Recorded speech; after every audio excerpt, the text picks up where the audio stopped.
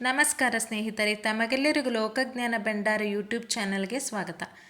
ಒಂದು ಕಾಲದಲ್ಲಿ ಟಾಟಾರನ್ನೇ ಮೀರಿಸಿದ್ದ ಶ್ರೀಮಂತ ಉದ್ಯಮಿ ಈಗ ಎಲ್ಲಿದ್ದಾರೆ ಗೊತ್ತಾ? ಅಲಿಬಾಬಾದ ಜಾಕ್ ಮಾ. ಇವರ ಬಗ್ಗೆ ಸಂಪೂರ್ಣ ಮಾಹಿತಿ ಬೇಕಾಗಿದ್ದಲ್ಲಿ ಈ ವಿಡಿಯೋವನ್ನು ಕೊನೆಯವರೆಗೂ ನೋಡಿ.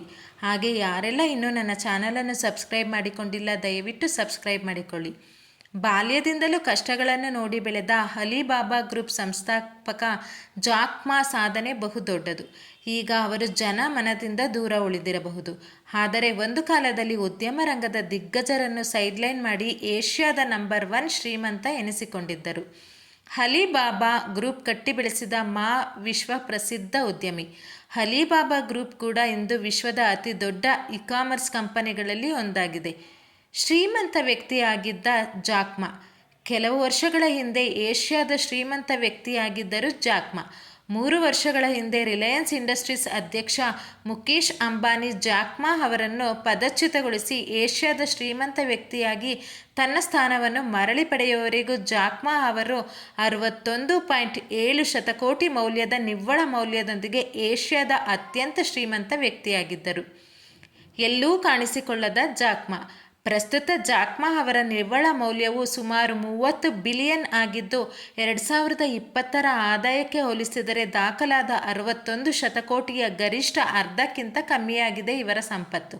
ಈಗ ಸುಮಾರು ವರ್ಷಗಳಿಂದ ಸಾರ್ವಜನಿಕವಾಗಿ ಎಲ್ಲೂ ಕಾಣಿಸಿಕೊಳ್ಳುತ್ತಿಲ್ಲ ಈ ಚೈನೀಸ್ ಉದ್ಯಮಿ ಮತ್ತು ಹೂಡಿಕೆದಾರ ಜಾಕ್ ಮಾ. ಹೀಗಾಗಿ ಮೊದಮೊದಲು ಇವರು ನಾಪತ್ತೆಯಾಗಿದ್ದಾರೆ ಎಂದು ಸುದ್ದಿ ಮಾಡಲಾಗಿತ್ತು.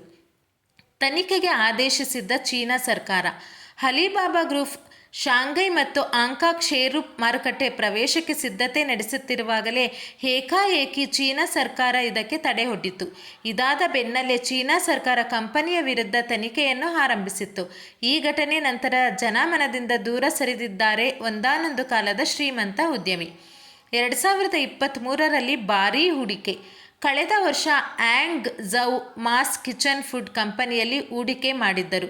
China National Enterprise Credit Information Publicity ಸಿಸ್ಟಮ್ನ ದಾಖಲೆಗಳ ಪ್ರಕಾರ 2023ರ ಉತ್ತರಾರ್ಧದಲ್ಲಿ Hangzhou Mass Kitchen Food ಎಂಬ ಸಣ್ಣ ಕಂಪನಿಯಲ್ಲಿ ಸುಮಾರು 1.4 ಮಿಲಿಯನ್ ಹೂಡಿಕೆ ಮಾಡಿದ್ದಾರೆ ಎಂದಿದೆ. ಈ ಮೂಲಕ ಮತ್ತೆ ಉದ್ಯಮದಲ್ಲಿ ಸಕ್ರಿಯರಾಗುವತ್ತ ಚಿತ್ತ ಹರಿಸಿದ್ದಾರೆ ಎನ್ನಲಾಗಿದೆ. ಜಾಕ್ ಮಾ ಮೇಲೆ ಚೀನಾ ನಿಯಂತ್ರಣ. ಈಗ ಮಾ ಹೂಡಿಕೆ ಮಾಡಿರುವ ಕಂಪನಿಯು ಪ್ರಾಥಮಿಕವಾಗಿ ಕೃಷಿ ಉತ್ಪನ್ನಗಳ ಮಾರಾಟದ ಮೇಲೆ ಕೇಂದ್ರೀಕರಿಸುತ್ತದೆ. 2020ರಿಂದಲೂ ಜಾಕ್ ಮಾ ಅವರ ಚಟುವಟಿಕೆಗಳ ಬಗ್ಗೆ ಅನೇಕ ಊಹಾಪೋಹಗಳಿವೆ. ವಿಶೇಷವಾಗಿ ಬೀಜಿಂಗ್ ಇವರ ಉದ್ಯಮಗಳ ಮೇಲೆ ಹೆಚ್ಚಿನ ನಿಯಂತ್ರಣವನ್ನು ತೆಗೆದುಕೊಳ್ಳುತ್ತಿದೆ.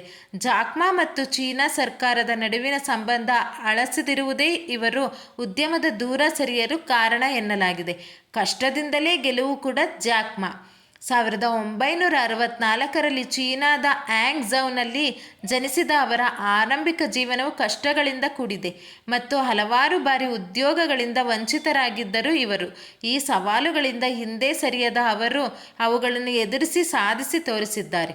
1995ರಲ್ಲಿ ಮಹತ್ವದ ಬದಲಾವಣೆ. 1995ರಲ್ಲಿ ಮಾ ಅವರ ಜೀವನದಲ್ಲಿ ಮಹತ್ವವಾದ ವರ್ಷವಾಯಿತು.